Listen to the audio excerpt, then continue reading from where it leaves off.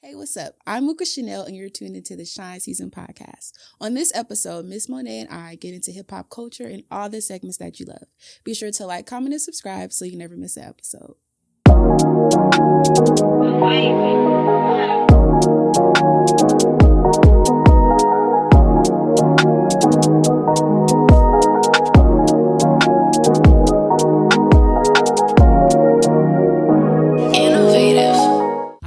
Mooka Chanel, and on this episode I have the pleasure of having Miss Monét in the building. How you feeling? How you living? I'm doing great. So happy to be here. I know. I'm so happy to have you here. Yes, like, I'm excited. We've been working on this collaboration and it's finally here. I know. The girls are gonna gag.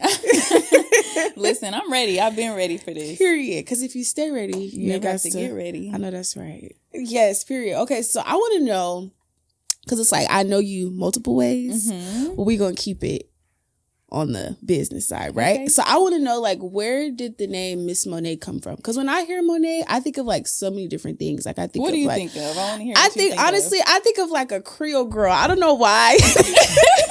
A Creole girl. When I hear Monét, it gives me Louisiana. It gives me a little bit of the South. It gives me a little bit of culture. It gives me a little black luxury too. You know, I just love that. And then I think of champagne, because you know that apostrophe in the E. It gives me that that accent. Yeah.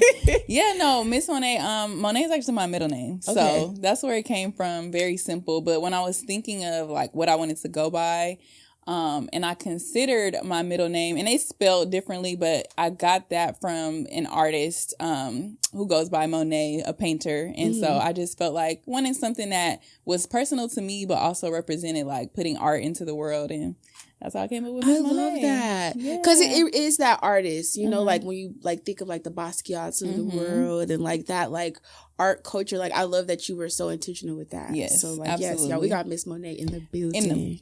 Building. Okay. So tell me a little bit about your musical influences growing up. Because me, I grew up listening to everything. I was that kid hiding, sneaking, listening to Lil' Kim, when I really shouldn't have been, saying all the bad words, just being fast. So I don't know, what was it like for you? Because I feel all the girls who rap, they grew up kind of idolizing these artists that we grew up listening to. So yeah. Before I even get to that, when you say you grew up fast, let me tell you, I wish I still had the video of Lil Mooka at the party, the Comedy Clown party, winding it up. You were 6 years old, 7 years old. Man. Shout out to Tommy Clown. But no, and it's crazy because I didn't grow up listening to rap. I was an R&B girl. When I was a kid, my favorite artists were Usher, Alicia Keys, Beyonce, 3LW. I really grew up heavy on R&B. I honestly didn't get deep into rap until well into adulthood. There were so many classic albums that I had to go back and listen to because I just didn't. My mom didn't listen to rap. Nobody around me was super heavy into rap, and so I didn't grow up with that. But I gravitated to rap once I got older. So I didn't have a bunch of huge rap influences, but in terms of artistry, I've always looked up to Beyonce just as an artist who goes and gives everything 110%. Yes. And then now, thinking about rap influences for me, it's definitely a lot of the heavy hitters for sure. Drake, Nicki, J. Cole, Kendrick, Cardi are all people who I really, really enjoy their music. And, bits, Doja Cat, especially, I know she's newer, but I like Doja Cat and her versatility and her artistry, everything that's a huge influence for me. I love that. And I love that it started off as R&B for you because that is just so black, these are the songs that we hear in our families at the functions when our mamas is cleaning up, that whole, so it's you were really raised into music, even if you weren't purposely looking for rap, it's just a part of the black womanhood experience. So, absolutely. I love that. So I want to know because you're also a TikTok girl. right? Like you be in these TikTok streets. In these TikTok streets. Okay, she be ticking and talking. All right. So on TikTok, I love your content on there because it's like you're just yourself and it's like so organic and like you just be talking, you Literally, know? just on my couch talking. So how did that get started for you? Like, when did you become like a TikToker? You know, not that you're a TikToker, but you know what I'm saying? Like, when you found the app, like, what was that experience like for you? Because when I found TikTok, it was just like, I was just using it for dance challenges, honestly. Yeah. Like, I remember, like, COVID had just hit, and I was like, fuck it, I'm going to learn the Savage thing. Like, and then I went on there, and then, like, over time, you see it, like, grow, and, like, you know, you gain a following in that. So, I want to know, like, what was that like for you? Yeah, I got on TikTok in the pandemic as well, just like everyone else. And I didn't really use it. I also used it for dance challenges, but I would just make the videos on there and then put them on Instagram. So it was never anything that I was, like, really using. And slowly I started scrolling more and just, like, enjoying the content that was on there. But it probably was still, you know, almost a year until I started putting videos myself and just like doing stuff that was trending. Like, oh, this is fun, especially because it was pandemic time. You know, I was in the house a lot, and I live by myself. So it's just like a lot of time by myself. So I figured out that was a way for me to socialize with people via the internet that was different from Instagram, different from Twitter. And so I just started doing videos. And, you know, with TikTok, when you start, there's no views, no nothing. You just kind of like putting stuff out there. And it would just be little videos that would hit here and there. And I noticed like people started engaging a lot more when I would talk. Because originally I would just do like, you know, the popular sounds and stuff. And I feel like it was a way for me to show my humorous side. Like so many people knew me as like very serious. And so, you know, when I started making funny videos, that's when people were like, oh, started gravitating to it. And then when I started doing music stuff on there, that's what really like when I started getting more followers is people, certain videos from music where people just started following me from that. Like one of my most viral videos is where I got most of my followers from, and that's what I just made the song off of. So I love that. Like it was organic for you. Like, cause sometimes people try to like figure out a method, like, okay, I'm gonna try the TikTok thing, I want to be a TikTok, like, and then also too, like, when you're doing music for like a lot of independent artists, like that's what helps them, like that platform, like starting these challenges and like people just like finding like, oh shit, you're tight. Like I like the videos like when you like recreate the song like your way. Like I think that shit is so hard. Like so I just love that like you're using what you have to like capitalize off of like the skills that you have, which is like important. And TikTok is so important to that. You know, I honestly to this day I still wouldn't have a song out if it wasn't for TikTok. Like I was just randomly, everything that I'm doing on there is usually so random, and then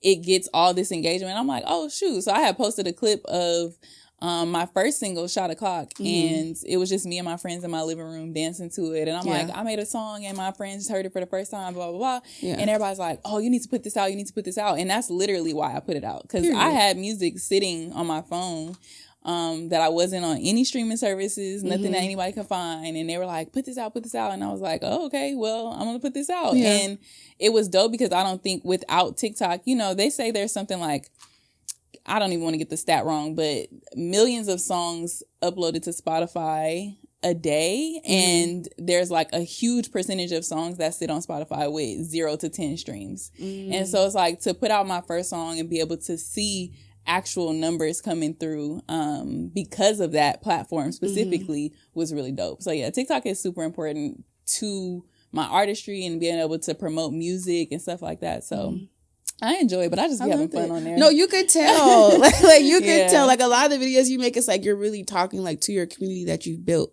which is organic. Like that's what people are paying for nowadays, to like get people to like engage and like, you know, really want to be a part of the thing that you're building. So I think it's cool and I think it's cute. Thank you. Yeah. Yes. But also, like, before, like, the music, like, I also know you to be, like, a woman of, like, standard and, like, study. You know, the girl definitely went to SC. Okay, and also got that master. So talk to me a little bit about that. Like, how did you pivot from, like, you know, doing, like, the traditional, like, do the right thing, go to school, do this, do that, and then, like, pivot to, like, creativity? Like, how has that journey been, like, for you? Man, it's been a long journey for one, you know, because yes, I went to San Diego State for undergrad, then I went to USC for grad school. And within that, you know, in school, I was in a lot of leadership positions. I always had people pushing me to do things and to be a certain way, speak a certain way. You know, have to behave a certain way to be honorable and be deserving of respect. And I think as I grew into adulthood, I started realizing like a lot of this stuff that I've been taught and the ways that I've been molded are not true to myself. Like,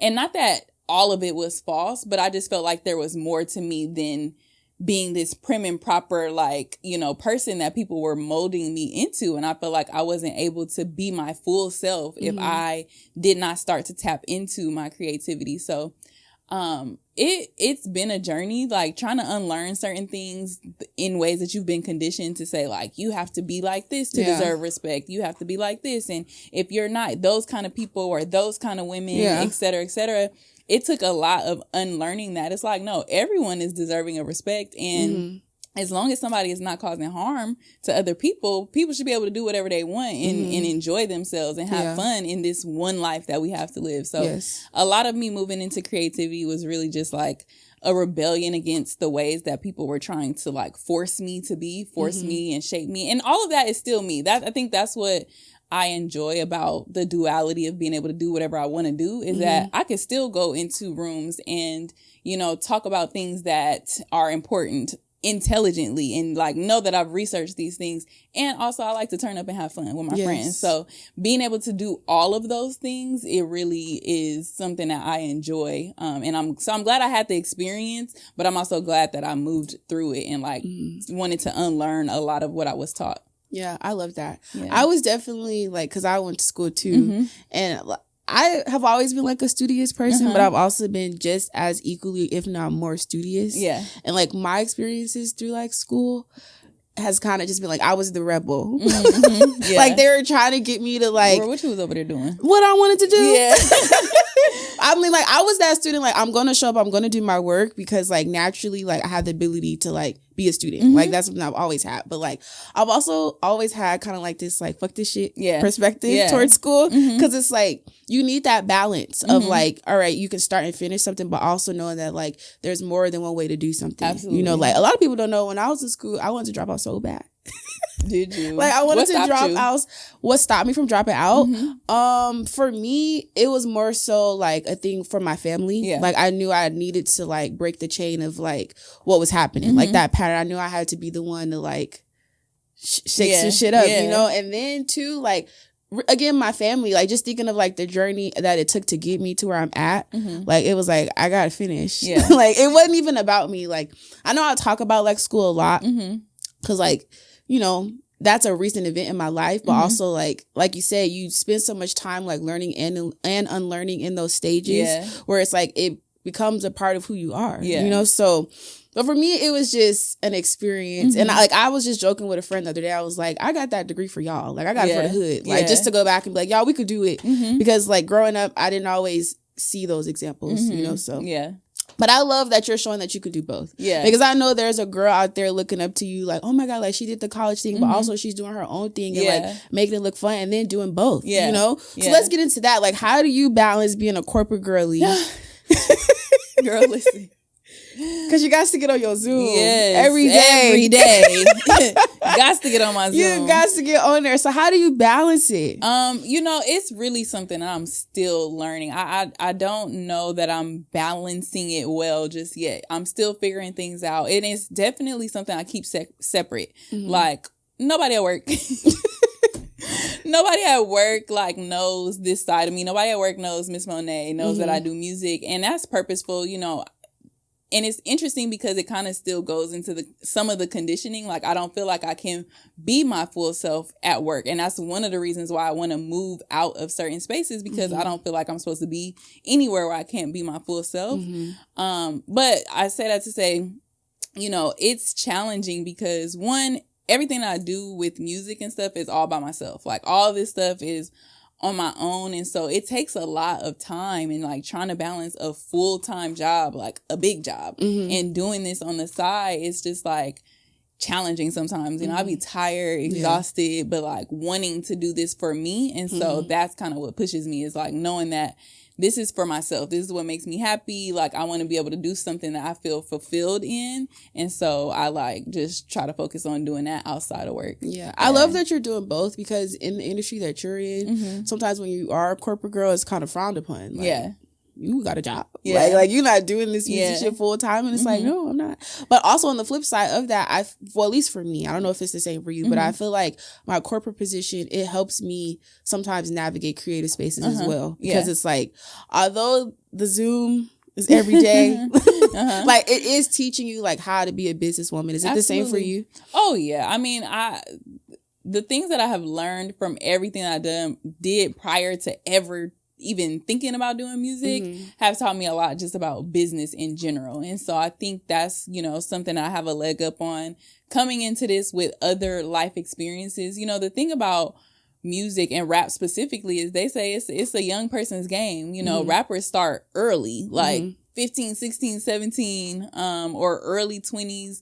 And with that comes a lot of unknowing. Like you didn't know all this stuff about life. You don't know these things about business. I feel like knowing how to navigate businesses, understanding contracts, like just having certain information going into it is definitely something that's going to help me along the way. You know, I've worked with a couple people now and they're like, oh, you know, the way you do business, I love that. And I'm glad that I'm able to have sort of that professional background to be able to help with the business side. Yeah, it's going to take you far. Yeah. Like, for sure. Like, because we get in these spaces and it's like people sometimes think we don't know nothing. Yeah. And it's like, well, you know something. It's like, hold on. Yeah. This one right here kind of smart.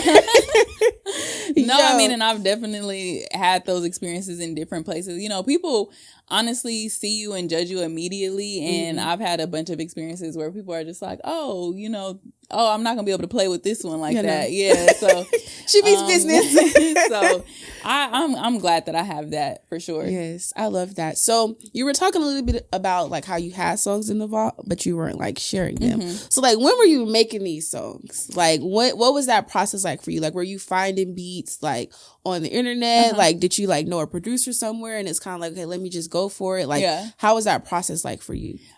So really, and you know, I started doing covers on social media a long time ago, like years ago, probably 2016-ish. And it was literally just for fun. Like whenever a big song happened, and there was covers, I would do that. But at the time, I never considered music. You know, I'm in grad school at this point. I'm about to get a job, etc.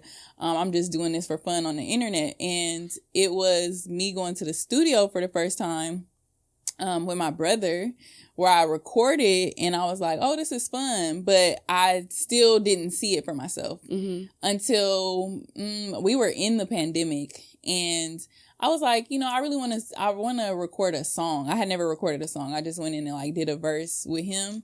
And like with an engineer that would be able to really do a good mix. And so found an engineer.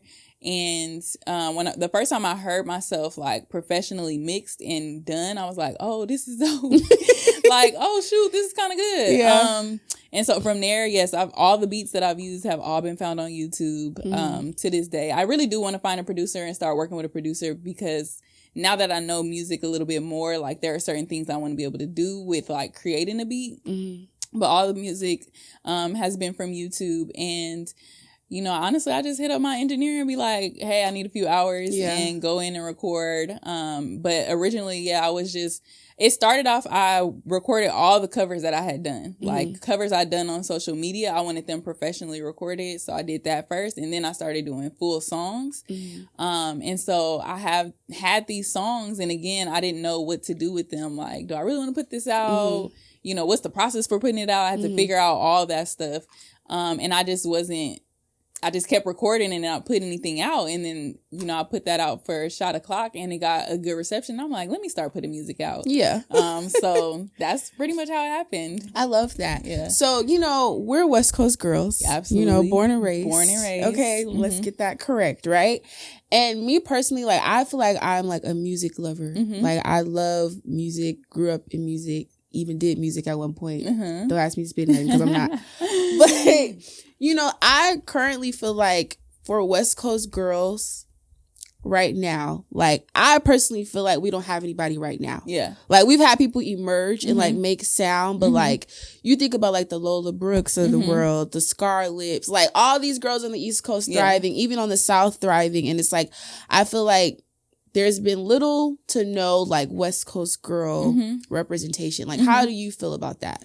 It's interesting. I mean, I don't know what it is about all the other regional places that are just like, they go so hard for their people. Like, we know people who are from New York. You gonna know people who are from Houston, Memphis, etc. And it's like, they push that. And I feel like we do have girls, but for some reason, the West Coast just doesn't like, I think it's twofold. The West Coast doesn't prop up West Coast girls that much in the way that other cities do.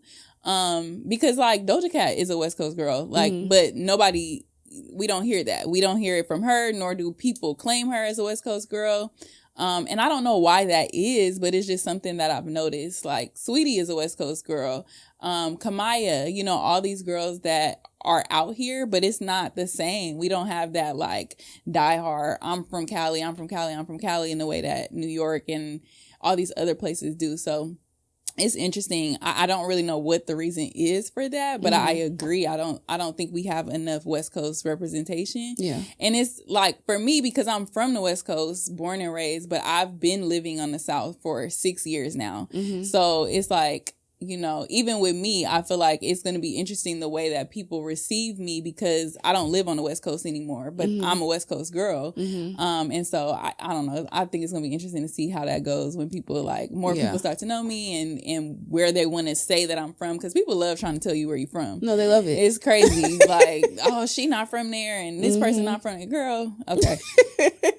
Yo, but that's interesting because I feel like you have like that good merge of like both of those different cultures, you know? So like, how does that go for you, like finding your sound? Like, I know you like, we're researching on the internet, but like, are you looking for like key things that like kind of give you that West Coast bump? Or are you looking for something that like you can show your versatility of like, I'm not just a regional person, like, you know, it's layers to it. Like, what's your method? Yeah, no, I mean, I don't feel like right now I have a sound. I definitely want to get to a place of creating a sound. But again, that's why I want to work with a producer. That's why, or producers, because when you are searching through YouTube, one, the way that you find beats is like type beats. So it's already characterized to someone or a type of sound. And so far, I think my songs, you know, they sound different. I don't think any of them really sound regional. Like, you don't listen to it and be like, this is a West Coast song or this is a Southern song.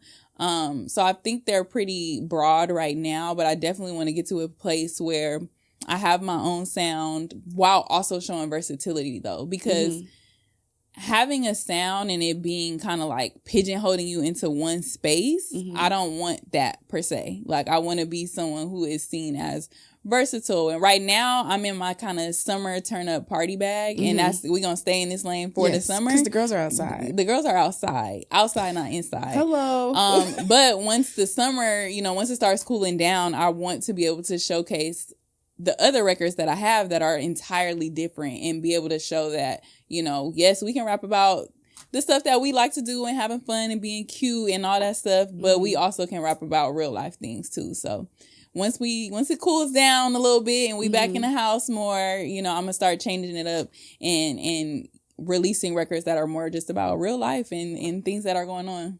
Period. I love that. And we also need like substance, you know, to all the songwriters out there and to all, like, even yourself. Like, I enjoy like the turn up and the fun, but like sometimes even for like women, sometimes I miss like those records where like we're talking about like other things, like not just niggas and like running up the money. Like, what are you doing like when you're stressed? What are you doing when you're insecure? What are you doing when you ain't got no money? Like, you know, like the girls need like a variety of things to listen to, because it's like, if you're really trying to like make it, like, you're not just speaking to one person, you know? So it's just like, I think that's personally sometimes what's missing from like female rap. Like, I'm all about women empowerment, but sometimes it just feels like we're boxing ourselves in to like only be a certain type of woman. Yeah. You know, like, I think a lot of like, is it missing or is it just not being pushed to the forefront? It's both. Because I think that there are definitely female rappers who rap about real life, who have substance in their content, and that is not what's being supported, unfortunately.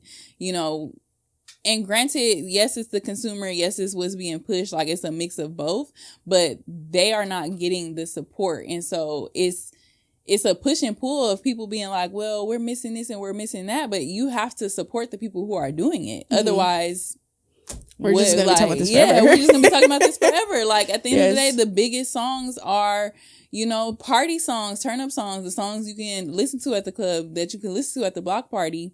If we want songs of substance, we have to support songs of substance. So it's interesting, but I definitely I will be putting out records that are more on that end as well, just because that's who I am. Again, for me, it's about being a full person. But I do think the conversation around it is interesting because it's out there, but that's not what is making it to the top of the charts. Yeah.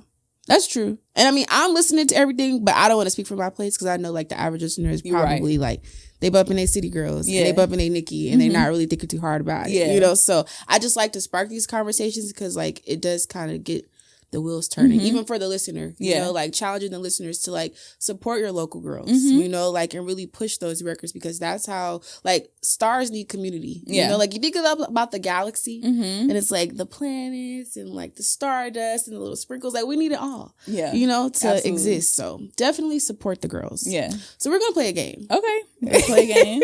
We're going to play a game and it's going to basically be finish the lyrics. Okay. So I'm going to start saying the lyrics, right? Child, and you got to know what we doing. So I got a bad memory, so I don't even. No, I'm that person. No, I'm literally that person, y'all. When the song is on, I'm making up my own lyrics. Listen, I'm not recording myself. I have a bad recall memory. If I'm put on the spot, it's I just draw a blank. We got to do it though.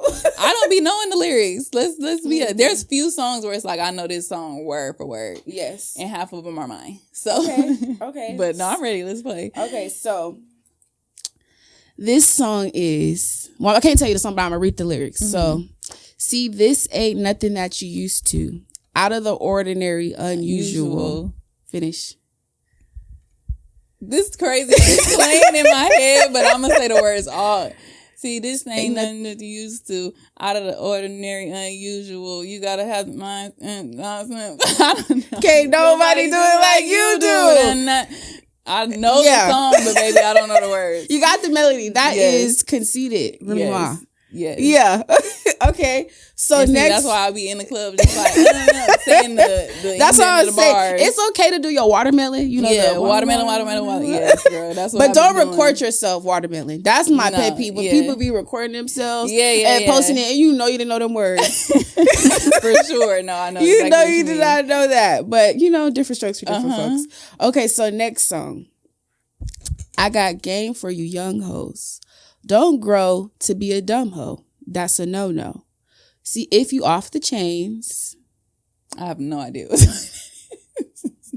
I got game for you young hoes. Don't grow to be a dumb hoe. That's a no-no. See, if you off the chains. Girl, you saying it a different way is not going to. I can't say it. Song because I don't know the song. That one is not. Okay. Stay ahead of the game. Save up. Buy a condo. Sell a pussy by the grams. The baddest bitch, Trina. Baby, I don't know what part of the song that is. Oh my gosh. Okay. Oh my God. You gonna have the people eating me up. Good grief. No. Okay, so next song. I didn't grow up on rap, y'all.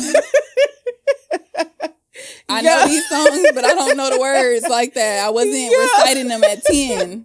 No, it's okay though. It's okay. Okay, so I don't fuck with these niggas because they shady. These bitches, they just want to have my baby. Born in the 80s, crack baby. Yeah, okay. So that's sad is those were the ones I know. Young Dolph. Yeah. Okay, so my name is Susie. And Gucci think I love him. That's all I got for you. My name is Susie and Gucci think I love him. I don't know the rest of the words, but I didn't know. That sucker think I'm loyal, but I fucks with all the hustlers. I be with all the ballers. I be at all the spots. Yeah. I think I love her, Gucci Mane. Yeah. Okay, so we got give me the cash, fuck a wedding ring. You got anything else for me? Mm-mm. Give me the cash, fuck a wedding ring. Give me the cash, fuck a wedding ring. Think more current. Give me the cash, fuck a wedding ring. I don't know. Fuck a happy birthday, send a fucking rack through. Give me the cash, fuck a wedding ring. Put some ice on my dick, flash money, magic bling bling. Always talk about the block hot. But you want a bad bitch in Javachi socks? Fuck that nigga, City Girls. Oh, girl. Yeah, like, you know, their voices was squeaky. Yo, okay, so we got, I keep that nigga at attention. He my soldier. He always want to kiss me more. That's word to Doja. We can end it now, and I ain't begging for no closure. What? Never wipe these niggas. He just stepped into my Oprah. Period. Who is that? Miss Monét. Yeah. Shot a clock what on I told the you, dot. I said, half of them gonna be my lyrics. I know my words. I know what I wrote. Shot a clock. Is you ready or not? Hello? Yeah. The girls are outside. Absolutely. So what can we expect, you know, from Miss Monét in like these next couple of months, years? You know, what you got coming for us? Yes, in these next couple of months, I am finally releasing a project. I'm so excited because it's taken a lot to get me here. Like I said, releasing a song. I finally just released another song a few months later, and I think it's time to like put out multiple songs. So because it's the summer, I'm putting out, you know, an It Girl playlist for the summer. Period. And then after that, we just gonna do drop after drop after drop. Because again, I want to showcase my versatility. All of these songs, because they are a playlist and they're coming out together, they're in the same lane. It's all, you know, turn up, cute. Like I said, we outside, not inside. So it's to support the outside activities. Yeah. But once we start cooling it down, I really want to start sharing what I have that's in a whole different lane. And I hope that people will see that and be like, oh, okay, you know, this I have something for every mood here. Yes. And so that's what I'll be doing. Yes, but definitely let the people know to stream that Shot O'Clock and fucking happy birthday. Hello. It was just the girl's birthday. Yes. I love that birthday track. Was yesterday. Send them fucking racks through. Where's the money? Yeah, no, absolutely. Stream Shot O'Clock, Ready or Not, and Fab, Fuck a Happy Birthday. Yes. I love both of those songs. Yes, you know, they're so fun. It's so sassy. Yeah. Like, I know you say you're still developing your sound, but like coming in, it definitely feels empowering as a woman. You know, like it definitely feels like, okay, where are rich niggas? Hello? Where are they? So now we got to get into Fresh Off the Press. And this is the time in the show we just basically talk hot topics, girl. Okay. And something that I think is cool and I'm looking forward to is that Dr. Dre, Brandy, Tina Turner, Angie Martinez, and Sheryl Lee Ralph, they're getting their Hollywood Walk of Fame. Oh, Sheryl Lee Ralph. Yes. I love her. My Sarah. Yes. I didn't know she was getting one. That's dope. Yes. I love that. I want to star. Do you want to star? I would love a star. Yeah, I think that's pretty dope to have yourself memorialized in that way. So I think that would be dope. It's so interesting. Like when I'm walking down Hollywood, I always Girl, when do you be walking down Hollywood? Well, I've been in Hollywood a lot. I actually like work on that side of town. Okay, so like I be over there. Yeah. You know, like I be over there. Against my will sometimes, but I be over there. But I be walking and I be like, where's the black people? Like all these things, who the hell is that? Yeah. So I love like when black people start getting their flowers for that, because it just shows like the longevity of these careers that like we as a people acknowledge, but sometimes, you know, Hollywood doesn't always like give them their proper thing. So I'm excited for that. What's the criteria for a star? Do you know? I don't even know, but I do know that they like vote on it. Yeah. Like it's a committee of people somewhere that like say like these people deserve a star. I know it's a voting process. Okay. Isn't it weird like how all that stuff is like voting, like the Grammys? Yeah. Like everyone has to have I think that makes sense. You don't want one person making decisions. Yeah. Some of that stuff probably payola too. Oh, for sure. I know you have to pay for a star. Oh, yeah. Shit. You have to pay? Yeah. It's like 30 bands or something like that. Yeah. Oh my God, I'm talking about what a star. It's like $30,000. We're manifesting the money. Yeah. The money is coming. Lord, send it on you. But I love that. I want to be there like when they do it. But definitely for Brandy's. Yeah. I love Brandy. Yeah, Brandy's so deserved. Brandy's a living legend. The vocal Bible. Yeah. Vocal Bible. I'm excited for that. So definitely look out for that, y'all. If y'all care about Hollywood stars, you know. Do you be on Twitter? Yeah. Did you see that they try to charge us and, you know, track our Twitter is an count of how many tweets we can see a day? Twitter is a dumpster fire right now. And it's crazy because that was my favorite app for a long time. TikTok is definitely my favorite app now.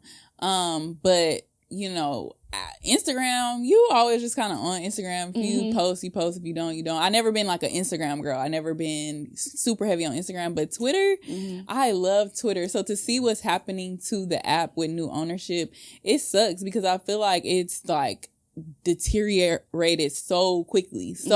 Like from, you know, the charging and the verification and now the tweet limits, like They're just running people off that app. Yeah. And I don't know, everybody's talking about Spill and getting on Spill. Somebody text me an invite, so I got to get on there, but I have no idea yet. I'm sure it's just like a Twitter. Mm-hmm. They said some black ex-Twitter employees created it. You have it? I downloaded it. It's funny because we were all joking the first day, like we just on here pressing buttons.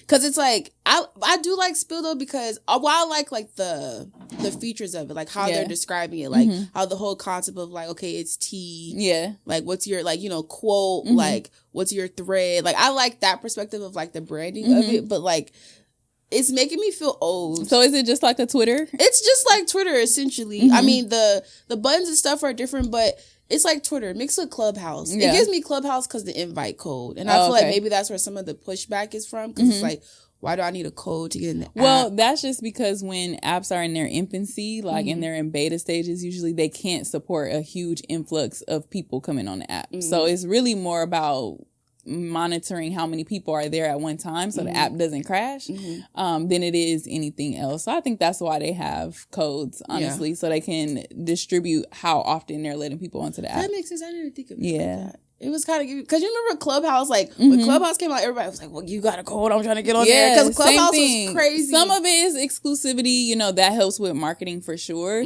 but from a tech perspective, it's also like you have to know that your app can manage this amount of people, and so you need a way to slow down how many people are getting on the app versus it blowing up and everybody's on there and now it's crashing and now everybody don't want to mess with your app because they had a bad experience. I know. What about Threads? Are you going to give Threads a try? I just learned about Threads literally as we were sitting here getting ready like 10 minutes ago. I had no idea what it was, and then I saw something yesterday and someone was like, so-and-so posted to Threads for the first time, but I just saw the little ticket invite to it. So I literally just learned what it was. It's like so many apps. It's Twitter. It's Instagram's Twitter. It's like, what are we going to do? You're going to have them all. Yeah. They're going to have to find you everywhere. Miss Monét got to get it all. Listen, Miss Monét will not be on all the platforms. I say that and then I probably You're going to be on there. We all said we weren't getting on TikTok and now I'm on TikTok. But no, I mean, we're going to have to figure something out, though. Like, we can't have 3 Twitters. Twitter, Spill, Threads. Like, that's doing a lot. One of them is going to stick. Yeah. And that's going to be the one that people, like, lead with. But honestly, it's like, as much as I love Twitter, I'm okay if we migrate away from that. Like, because the app is doing it to itself. Like, this is not something, these are decisions that are being made that are making the platform terrible. So, we can bounce. Yeah. Yo, speaking of Twitter, and this hot topic right here, I barely even want to talk about it. But it's like everywhere I look, I see it. So I definitely feel for my girl, the Keke Palmer, the living legend. That's Keke. My girl. I love me some Keke. Like, I really love her. So like I said, would love to just work with Keke on something. Girl, if she want to do music, anything. Keke, I love her. She's hilarious. Brush her hair for a living.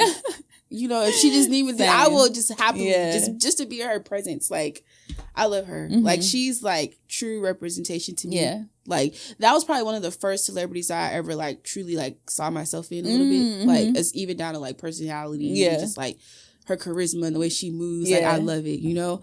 So Keke Palmer, she's been looking good, feeling good. Looking amazing. The baby did her well. Hello. Did her well. Okay. Album just came out. Big Boss. I love it so much. You know, she's thriving in abundance, you know? And her man got on Twitter and he said some things. Crazy. He said some things and it's just like, oh, why you do that? And the thing is, you know, whatever, your feelings in your relationship can be validated, whatever. In your relationship, why are you running to the internet? That was what I was confused about. Like, why was your first thought, let me go tell the internet that I'm upset about this versus addressing the woman that you have home with? That's what we never needed to know any of this. This was a private conversation that we were clued into. It like pains me that this is even happening because, you know, to know Keke, to know she don't play that by her business. Hello? She don't want us in her business. Sir, we just met you. Hello?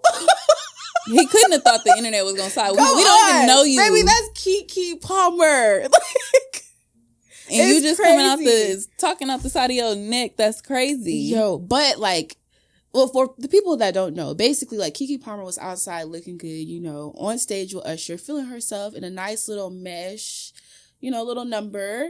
a little cheek was out, but she's literally a little cheek. A little cheek. And I don't know, maybe if I'm a little hoochie, but I feel like it wasn't even that bad. A little cheek. It wasn't even that bad. Because I've seen some things. That was tasteful. I thought...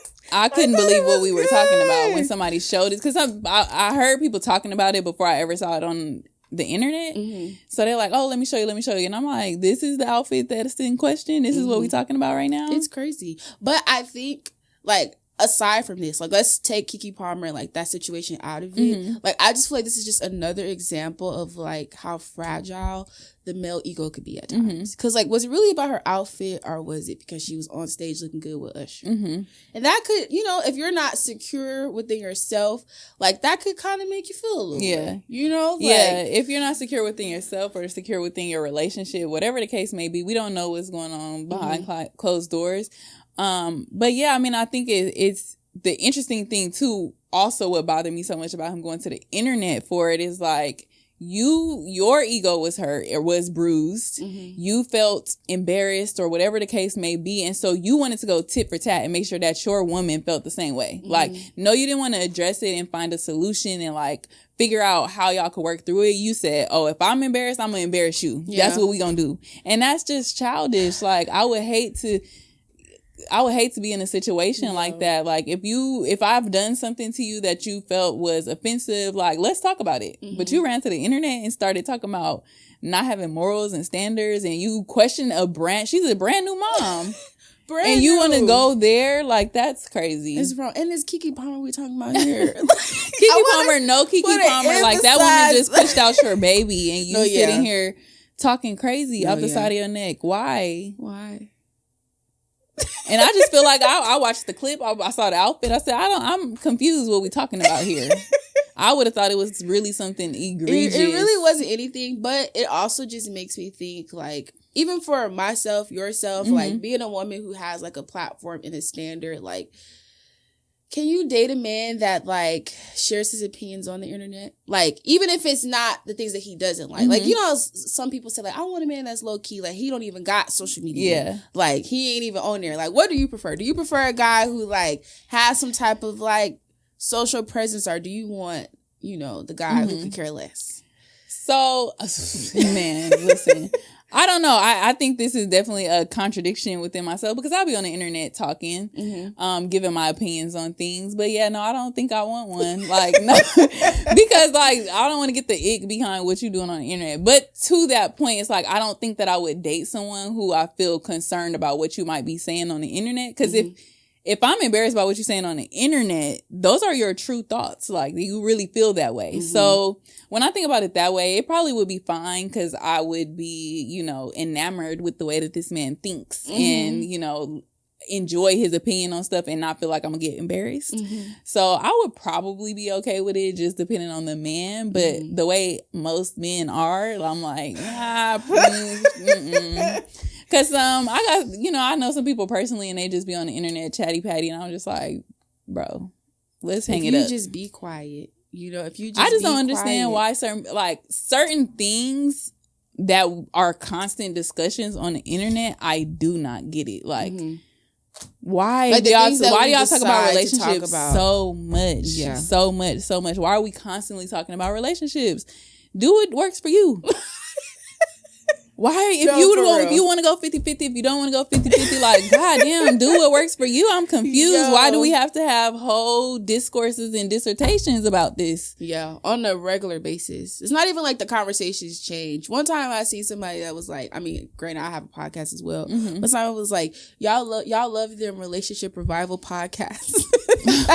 No, seriously. That was so funny to me. Like, the people who literally, like, make it their business to, like, talk about the same, like, gender role specific relationship dynamics on a regular. It's like, y'all get tired of that. Yeah, hello. And it's the most confusing to me from people who are in relationships. Like, why are you having a conversation about what's going on in relationships in general, and you got a whole person? Like, what is the point? It's crazy. But I think it's like, it's sad, because I feel like that dialogue is just a representation of how unhappy people are in general. Because I don't think that people who are happy and healthy relationships spend their time arguing about this. I truly don't. Like, so the fact that it is so prevalent and it's so many conversations about it, it's just like, y'all are not happy with the decisions that you're making or the experiences that you're having, because why do you want to just beat a dead horse and talk about this all the time? All the time. It's crazy. But, you know, I hope they are able to work it out. You know, because for sure. And I feel like it's going to be worked out behind closed doors, you know, even the way she's going about it now. It's like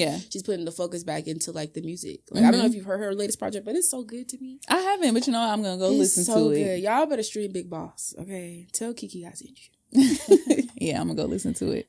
So this is the time in the show where we get into the fashions, because I love me some fashion, you know, like I'm trying to give the girls, you know, a little black Joan Rivers. Yes, you look amazing. I told you before, I love it. I love the vibrant colors, the accessories. I'm not a fashion girl, you know, so I'm gonna need a stylist. Somebody gonna have to come put in, because it's never been me. So. Yes, I love that you admit to that. Like, because people have to know like their lanes, and especially like with artists, it's like if you can find a stylist that can help you, like that also helps. Listen, so because like, the Colin Cardi duo.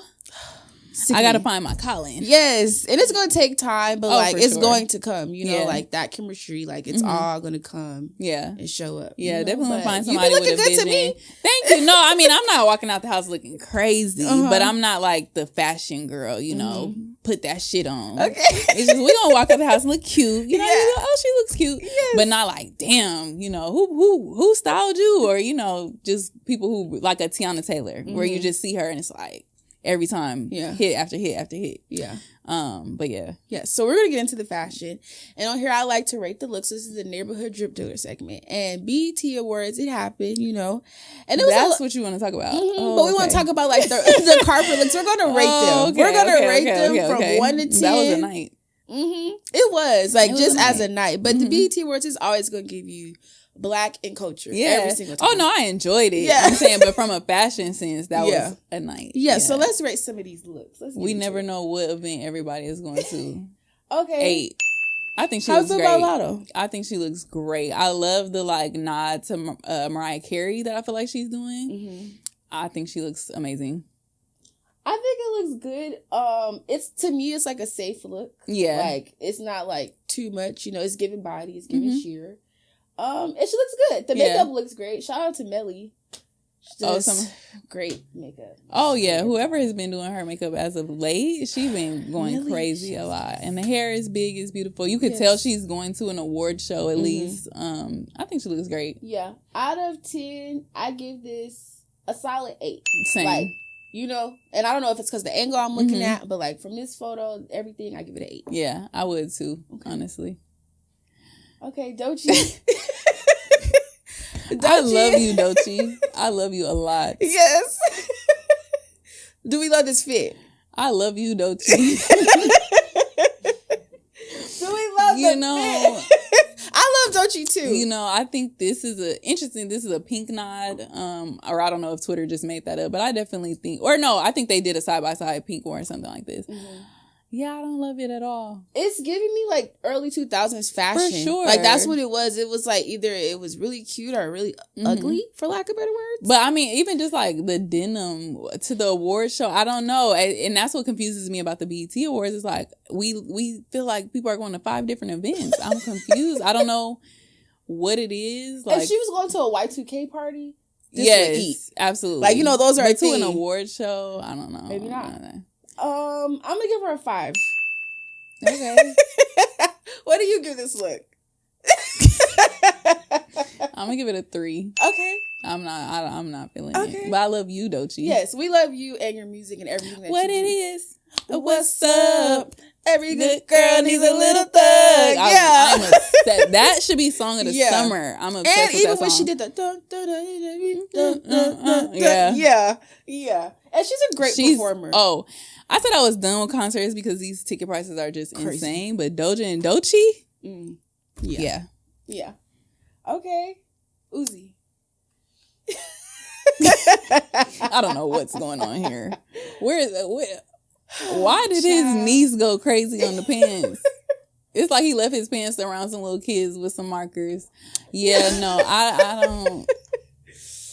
I haven't gotten this far into the fashion world to quite understand the concept. I don't like it. I just don't even know what's going on. He got some key pieces on. He got the Pharrell Louis. You know, I mean, like the pieces are on. I don't know if they all need to be on together. Yeah, it's a lot going on. There's things there that I like. There's things that I don't like. But overall, I feel like this look is not cohesive. So for that, I'm going to give it a 2. A 1. Yeah. He's a 10, but. Okay, how we feel about JT? I like it. I like it. Again, I love that we can tell she's going to an award show for sure. I think she looks beautiful, and JT always, I mean, she be snapping. You know, whoever's on her team that be putting all the pieces together. I like it. It gives a little like vampirist type of deal. Goth, yeah, but she's gonna give you that. Yeah, for sure. So I like it. Yeah, me too. I personally think that she was best dressed of the night as far as like how she pushed the envelope, but it still looked good. Yeah, like so I give this look a 10. Yeah. She gets a 10 for me. I would give it a 9. I really like it. Yes. Okay, we got a duo. Summer and Lil Meech. How do we feel? I would have personally steamed Meech's shirt for him if that's what he needed. I think. Oh man, but Summer looks incredible. I love this dress. Like the detail on it, I think it looks really, really good. So I think she looks great. And why he don't have on a belt or nothing. Like I'm a little confused. It's like, I don't know, but she looks great. She looks great. He's there. That happens sometimes. There. And it's just like, where do the stylists be in cases like these? I don't know. You know what? I follow some stylists. I can't remember who exactly said it, but like one of the stylists that I follow was like, you guys give out these opinions and I want to know what you would come up with if you had less than 24 hours to pull a look. Got you. And then it kind of made me look at things differently. I feel like even in less than 24 hours, you could do more than a black shirt and black pants. But I'm just saying, like, and also too, it's like that's why you're the stylist. You literally are supposed to have the looks in the vault. 24 hours is enough to do more than just why he don't have on a belt. The shirt is not ironed. Yeah. Like, these are little things that we're talking about. Little touches that would just make I didn't it say all he needed together. Something flown in from Paris. Yeah. Like, she looks great. And then it's just like, what happened? Yes. I give her look like a solid 8. I think I probably would want to see like different jewelry, maybe like a more of a statement earring, maybe even different hair. Not I like the hair. Bad. I think maybe a little different makeup. You think? Yeah, but she looks great. She still looks good. Yeah. Yeah. All together, I give them as a unit. Yeah, like as a unit. As a unit, we're gonna give it a 6. And see, you never want to be in a situation where it's like your man is bringing you down. That's crazy. Yo, like, why are you playing me like this right now? You're supposed to elevate each other. Yeah. You took me from an 8 to a 6. No. What do you give the look? What do you rate it? As a unit? Yeah, probably a 6 too. Because she looks great, but we got to average it out. Yeah. Her 8 and his 4. We get a 6. Coco.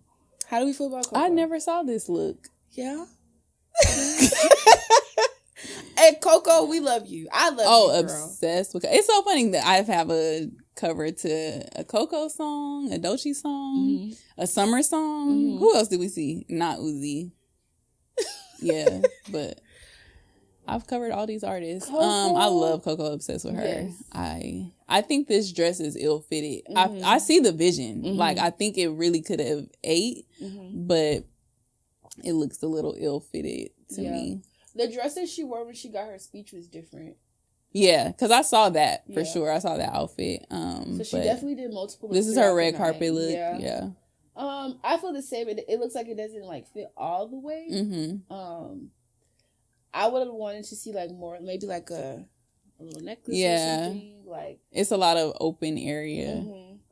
But she still looks amazing. No, she still looks I great. think it's hard for somebody like Coco to not look great. Bad. Yeah.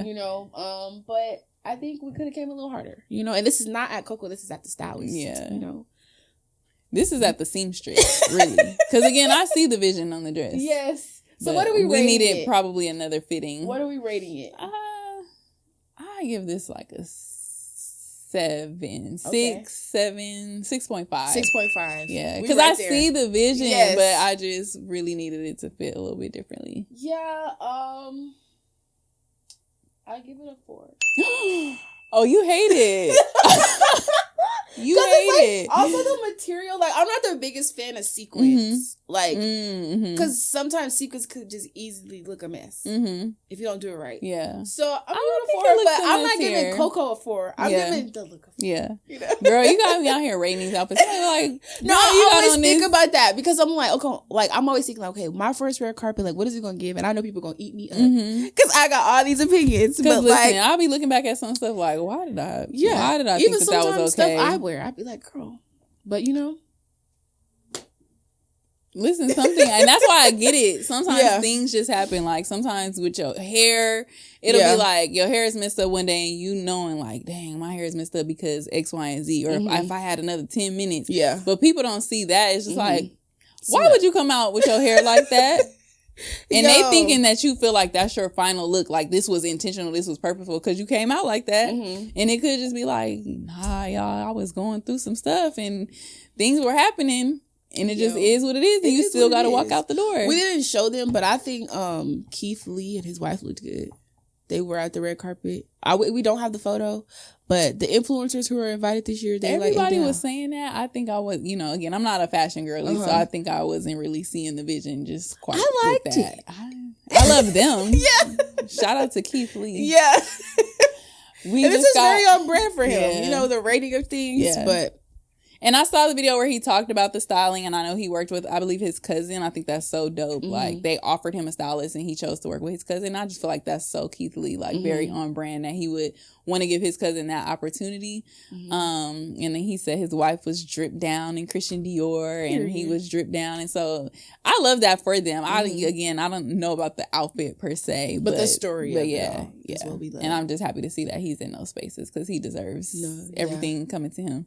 Okay, so this is the time in the show where we get on aux, okay? So this is the Who's on Aux segment. This is when we highlight, like, if you and I were in the car and you're on aux, who are you playing? Who am I playing? Ken the Man. Period. You love Ken. I love her. With Ken. Like, I could just turn on Ken's discography and just listen to it because she's so hard. Like, I love Ken. So definitely Ken the Man. But, like, what's your go-to Ken song? Because she got some hitters in the No, she really do. Probably I'm Perfect. I'm perfect. Bitch, flawless. Yeah. Oh, we not supposed to cuss? You can cuss. Oh, okay. We grown over here. Shy Season Week is for the women. Yeah. But yeah, no. And it's another one, but I'm not even gonna know the name of the song right now. But when that song came out, I ran it into the ground. But yeah, no, I love Ken. Ken the Man is good. I like, no, he is not my nigga. Absolutely. Yeah. No, he is not my nigga. What the fuck are we? Oh yeah. What the fuck are we? I told y'all like, we are not in Paris. No. What the fuck's a we? Yeah. I love funny bars I like love that. A slick ass mouth. Like, and Ken is just so slick at the mouth. So. Yes. Okay, so we got some Ken the Man. Yeah. Who else? Ken, definitely Doechii, Mona Leo, always Megan, Cardi. Dang, do I not be listening to guys? Who else? I mean, we always gonna throw in some Drake because that's just the classics. I actually really love listening to Meek Mill's Championship album when I work out. Who else? Yeah. We always have to throw some Miss Monét in there. Listen, I run my own song. The thing is, and I have all my songs. So it's like, I really be listening to my music. My phone is like nothing but my stuff that's unreleased. But I'd listen to Fab 100 times before it dropped. So she got hitters in the vault. Okay. Yeah. I love that. I'm personally, right now for myself, I'm definitely bumping Gunna. I haven't heard the project. I need to listen to it. They said it's good. I need to listen all to the smoke. That man is rapping. Like, he's making real music, and I love it. Fuck You Mean. The transition from Fuck You Mean to Rodeo. Rodeo. Is it Rodeo or Rodeo? Y'all help me. Is it Rodeo? Rodeo.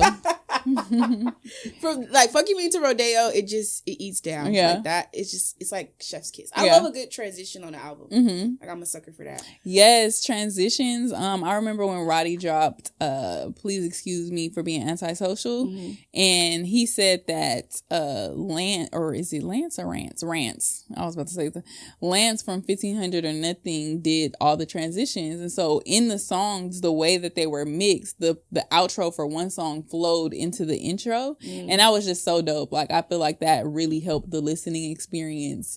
So that's definitely something, you know, when I get a chance to start working with producers and stuff like that, I want to pay attention to that type of detail, that like this is a body of work and it's supposed to be cohesive. And so I just thought that was really dope. Yeah. So I said Gunna, and then I'm currently like bumping Victoria Monet on my mama. Oh my! But that I'm obsessed with her. On my hood, I look fly, I look good, baby. Yeah. And Monet, Victoria, be talking. I want to work with her so bad, so and we're gonna do Monet Squared. Ooh, like that's what I want to do. I love that. Victoria Monet, one day. We're going to do that. Yes. It's going to be Monet Squared. Yes. Be ready. I love it. Yeah. That is like a perfect collab, honestly. Oh, I love Victoria. Yeah. Like, obsessed with her. She eats down. She's so talented. Yeah, she's so incredibly talented. And, you know, I know I think she recently responded to people, because everybody's like, she should have been on the main stage. Like, why is she performing at a pre-show for the BET Awards? Oh, okay. And she's like, I see it. I see the love. Just know I'm working hard, et cetera, et cetera. And so I think that her time is coming, like, because she's a performer. As a songwriter, she goes crazy. Like, her pen is crazy. And so, yeah, I think her time is coming for sure. Yeah, for sure. And then another artist I'm bumping right now is Alameda Boy of the Month. It's like It's like a fun, like, it kind of like Alameda. She makes songs that are like, Alameda. Did she? Yeah. She did Full of It. I think it's called Full of It. Full of It. Yeah. Look, don't get me the line. No, I'm gonna tell you right now. She did. But yes, eyebrows in. I just don't care. I just found her. Bleach my eyebrows in. You're so full of it. Yes. I don't know that one. But you have to listen. If you haven't heard You're So Full of It, okay. I love that song. Yeah. Like the whole black girl punk rock. Okay, so you know her vibe. Yes. I love it. The video, and I saw it on Instagram. And I think that's so dope about like artists. And that's something I want to tap more into, is like creativity and originality definitely stands out. Like her doing that punk rock set. She did like a punk rock set in the middle of a desert. And it just looked different. And I'm like, that is what grabs your attention. And so, yeah. She got a new fan out of me from doing that. Yeah, so those are my 3 in rotation. Definitely, I think the merge of our playlists. Yeah, we'll have a time. Well, we will have a time. We'll have the classics, and we'll have some like, what's that? Yeah, you know? And we're gonna have a time. Yeah, So now's the time where we get into our mental health bag. Because on this platform, it's important for me to like spark conversations like around mental health. Just because I know, like, for myself, like as a creative, like it's important for me to like prioritize those things, because my brain is constantly working and moving, and like I don't know if I've ever spoken about this on this platform, but like I like suffer from anxiety. So like that's something that like I work to manage and cope with, right? And July just so happens to be the month of minority mental health. So like, you know, June, or was it May or June? May is mental health month. Men's mental health month.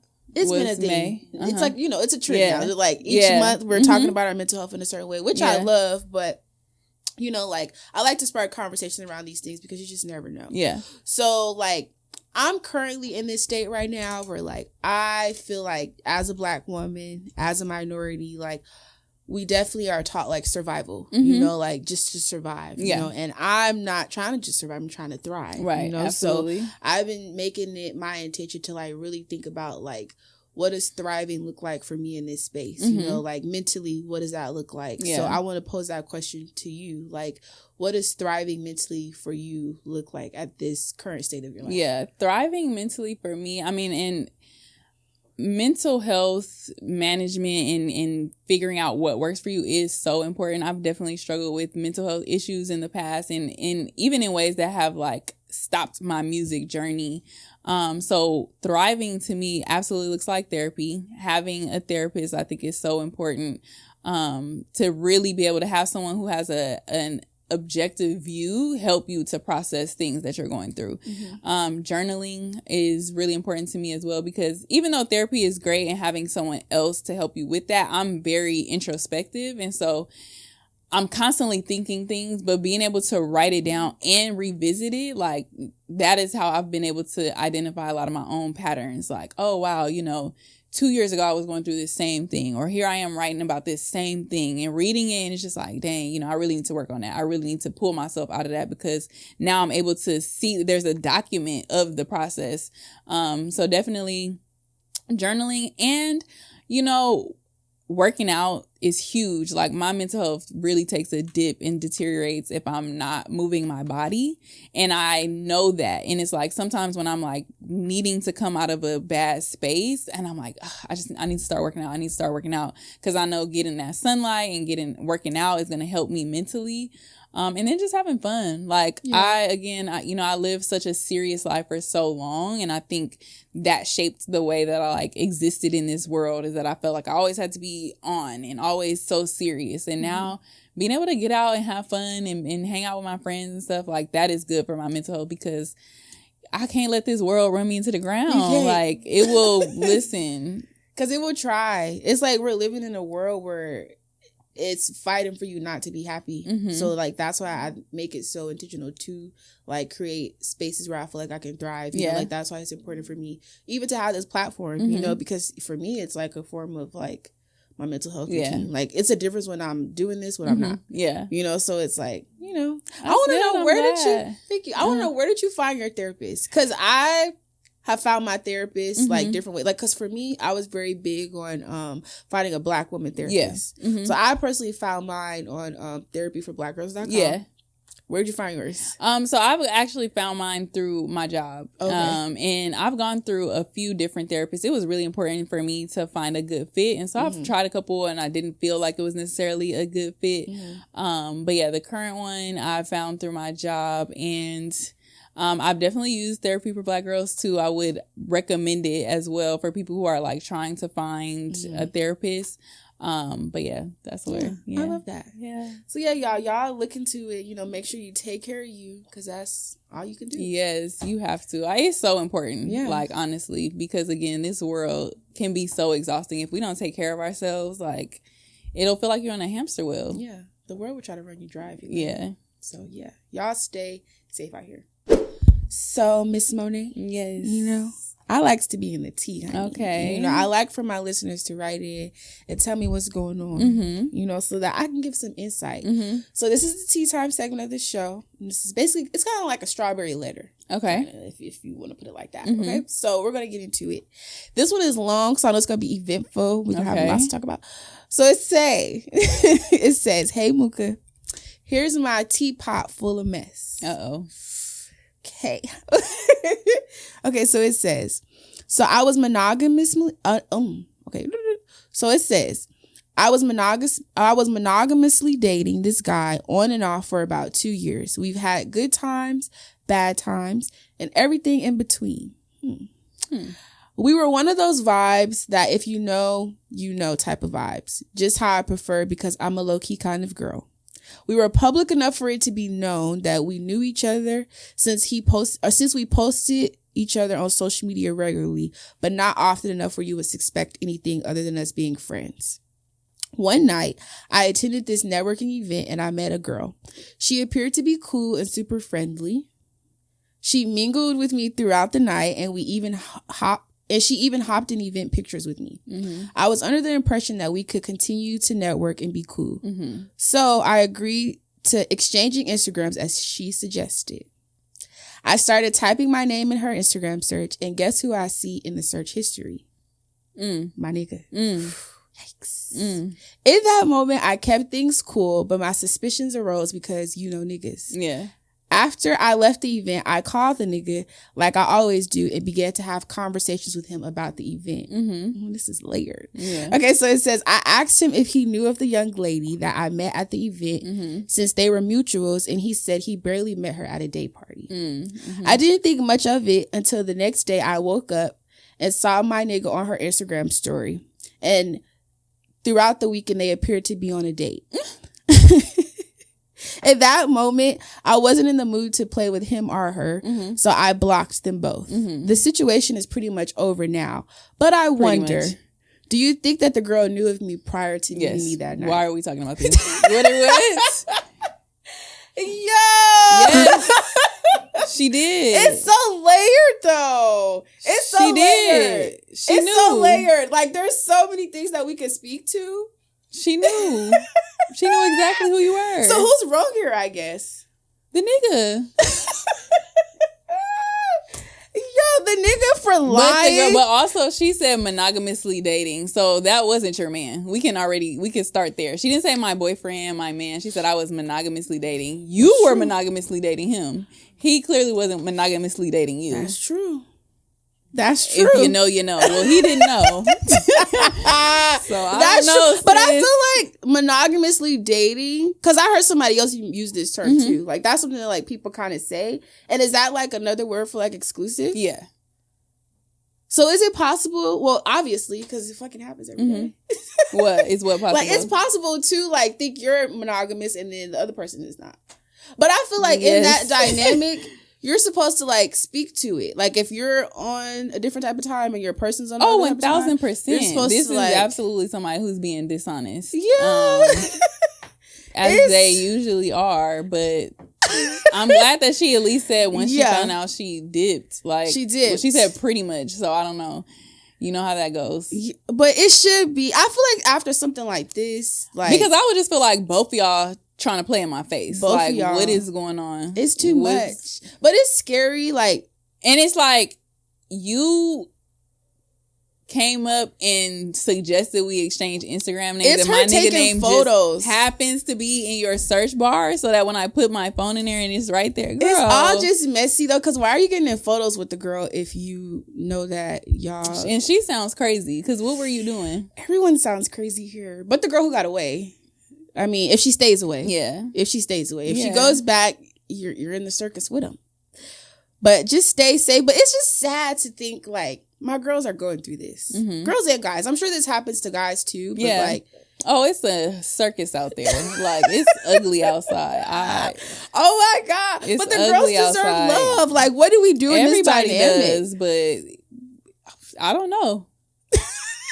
I don't have the answers for you. You just have to move really on. Ugly outside. You just have to move on. But to answer, it's sad that so many people are so disingenuous, so dishonest. Like, it's just a lot of negative stuff out there, and it's like, it doesn't have to be this way. It really doesn't have to be this way. You know, and to me, like, a situation like this, it really just ultimately boils down to like honesty.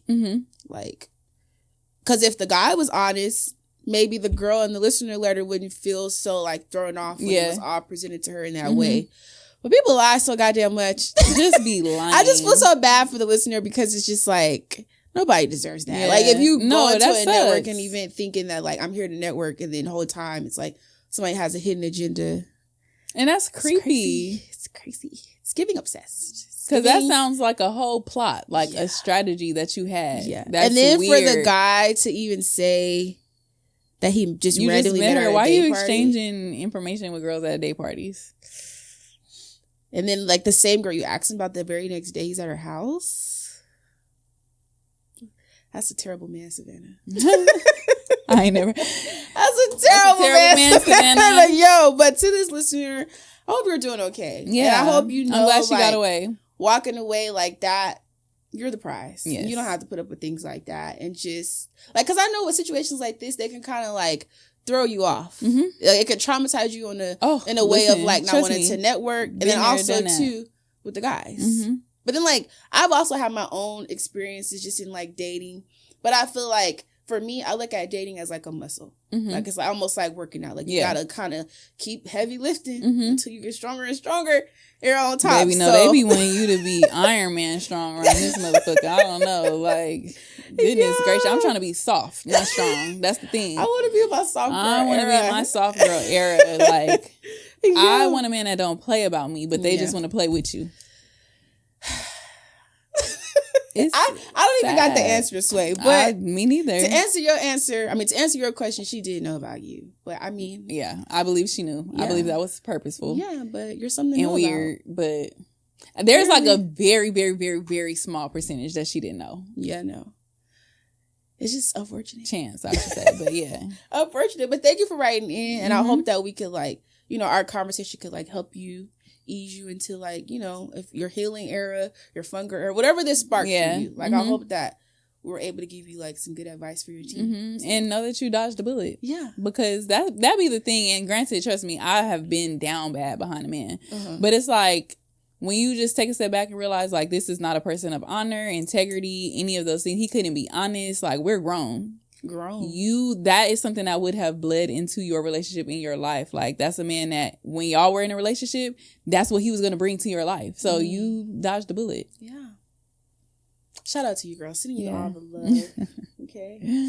Oh, this was so much fun. Yeah. Thank you for coming. Thank you for sharing. Let the people know where they can find you. Thank you for having me. Yes, you can find me on social media, on Instagram, TikTok at ms.monet said it, SAIDIT, Miss Monet said it. Same on Twitter, but it's an underscore, not a dot. So at ms_Monet said it. On all social media, on YouTube, stream Miss Monet, Shot O'Clock, Fab, all that. Is you ready or not? Niggas finna hit the spot. Is you ready or not? I'm singing the other one too. Yeah. It's okay. You putting together a little medley. That's the DJ set. Yeah. And be on the lookout. I got a little project coming out very soon. So I'm excited about that as well. I love it. All right, y'all. Peace.